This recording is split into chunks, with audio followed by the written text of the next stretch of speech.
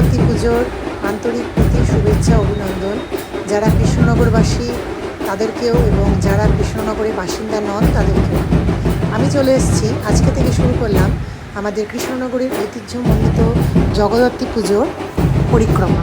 আমি চেষ্টা করব আপনাদের সামনে তুলে ধরার। দেখুন, এখানে নাগাড়া বাজানো চলছে, ওই যে দূরে মণ্ডপ। এখান থেকে আমরা চলে গেলাম কৃষ্ণনগরের একটি অন্যতম ঐতিহ্যমণ্ডিত বারোয়ারি, মালোপাড়া বারোয়ারি। এই মালোপাড়া বারোয়ারি দেবীকে বলা হয় মা জলেশ্বরী। মা জলেশ্বরী, এটি রাজা কৃষ্ণচন্দ্রের আমল থেকে এই দেবী পূজিত হয়ে আসছেন।